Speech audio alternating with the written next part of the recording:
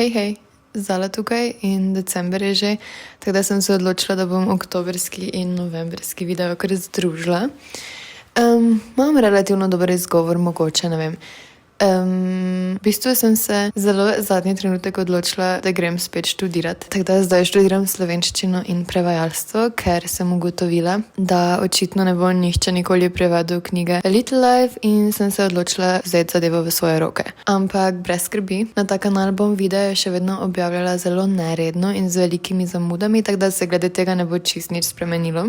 Moram pa najti nek nov ritem in sistem, kako bom še vedno dovolj brala tisto, kar mene dejansko zanima in kar ni za faks. Za zdaj pa so to knjige, ki sem jih prebrala oktobra in novembra. Prva knjiga je v bistvu bila omenjena že v prejšnjem videu. Živela bom sem prebrala 1. oktobra. Tako da zares ni fair, da sem jo dala v septembrski video, ampak prebrala sem jo 1. oktobra zjutraj, tako da večinoma sem vseeno brala septembra. Ampak jo lahko uporabim tudi za oktobrski video. Novembra smo z Book Clubom brali Nevidno življenje Eddy LaRue. Ampak jaz sem bila ful radovedna in sem jo prebrala že oktobra, tudi zaradi tega, ker sem dobila ful lepo izdajo za rojstni dan. Je pa to fantazijsko-zgodovinski roman o Eddy LaRue, ki se je rodila v 18. stoletju v Franciji in bi se morala poročiti z enim gospodom iz vasi, njej pa do tega ni bilo in je malo po nesreči, malo pa tudi ne, sklenila pogodbo s hudičem in malo narobe oblikovala svoje želje. Zato je takrat postala nevidna, v smislu ne, da jo ljudje ne bi dejansko fizično videli, ampak si je ne morejo zapomniti. Torej, ko končajo pogovor z njo, pozabijo, da obstaja, pozabijo, da so jo kadarkoli spoznali. In tak živi že 300 let, ko potem v New Yorku sreča Henryja. Končno sem se lotila knjige Mexican Gothic oziroma Mehiška zrhljivka. Najprej sem jo poskusila brati v slovenščini, ampak se opravičujem, prevod je bil obupen, tako da sem potem poiskala angleško verzijo. Mislim, da sem imela visoka pričakovanja v tej knjigi, ker sem jo imela na seznamu jesenskih knjig oziroma nujno preberi oktobra že par let. In mogoče je bila malo preveč za mene v smislu, da nisem cel čas razumela, kaj se dogaja in tudi ful je bila ogabna na čase. In mislim, da nekaj časa ne bom jedla gob.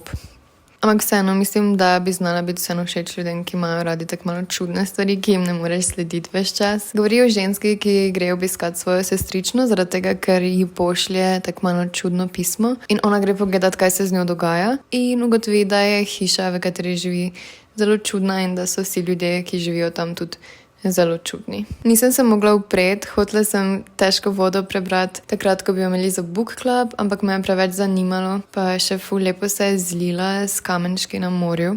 Obstaja možnost, da sem malo pristranska, ker imam res rada Pio kot osebo, ampak njen stil pisanja je izjemen. Jaz si želim, da bi ona prevedla vse knjige.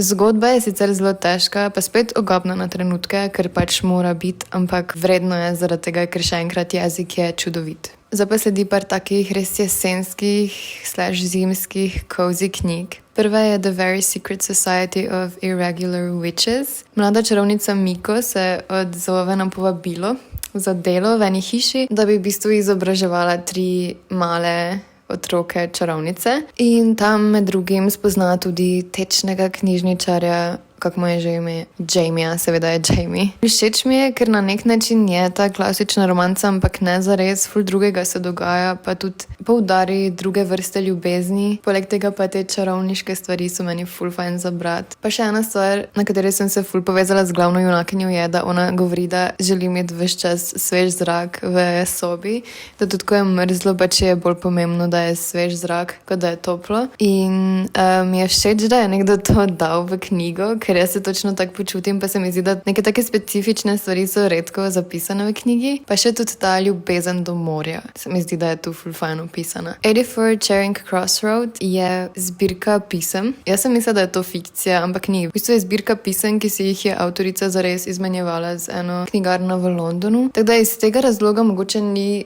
zares ful zanimiva knjiga, ali pa vsaj meni ni bila, ker sem mislila, da je fikcija in sem nekako vseeno pričakovala mogoče malo bolj smiselno, strukturirano zgodbo. Če bi vedela, kaj ta knjiga zares je, bi jo brala na čist drugačen način, pa bi mi verjetno tudi bila bolj všeč. Je sicer en trenutek, ki me je zares zganil, do točke, da mogoče je bila kaka sauza, mogoče pa ne. Ampak se mi zdi, da je res pomembno pri tej knjigi vedeti, da je resnična zgodba, da so to resnična pisma in niso zdaj namenjena, da bi bila bralcu na tak način zanimiva, kot nam je lahko fikcija. Še ena knjiga, ki sodi v to zimsko-jesensko kategorijo, je Emily Wilde's Encyclopedia of Fairies. Tu pa je bilo ravno obratno kot pri knjigi The Very Secret Society of Irregular Witches, ker tam sem jaz spregledala, da je to romanca zares in sem nekako bolj ugotovila, kak žanr je. Pri tej knjigi sem pa pričakovala, da je romanca, pa v bistvu res ni klasična romanca. Te knjige jaz sploh ne bi označila za romanco in to me seveda ni motilo, ker pač vseeno nisem največja fanica romanc. Emily Wilde je raziskovalka, to je spet fikcija, by the way. Emily Wilde je raziskovalka vilinskih bitij in v tej knjigi gre na en otok na severu Norveške, v en majhen kraj, kjer je prebivalci najprej ne sprejmejo zares, potem pa se ji pridruži njen rival oziroma sodelavec in nekako skupaj dalje raziskujeta. Je dosti bolj počasna knjiga, kot sem pričakovala. Tudi se mi zdi, da pri tej knjigi ena naslovnica bi rekla, da zelo dobro opiše, kak tip knjige je, druga pa malo manj. Na čase se mi je mogoče zazdela, kot da mi je dolgočasno, ampak mi ni zares bila, ker sem jo ves čas hotela brati, ves čas me je zanimalo, kaj se dogaja. Pa tudi zdaj se mi zdi, da si ful znam zvizualizirati vse, kar sem prebrala tam, kar ni nujno najboljše, ker so včasih tudi kakšne malo bolj groteskne scene. Ampak to knjigo še posebej hočem omeniti zdaj, ker se mi zdi, da je verjetno lahko tudi ful fajn božično branje oziroma decembrsko branje. Mi je mogoče malo žal, da sem jo brala še jeseni, ko je bilo tako malo toplo, ker ta knjiga pa res zna opisati tisti občutek mraza, ko te tak zebe, da misliš, da boš umrl. Pa da še koga drugega ne bi zavedlo. To ni preveč sladka knjiga o vilah, ampak je kar malo bolj tak temačna. Še ena velika stvar se je zgodila ta mesec.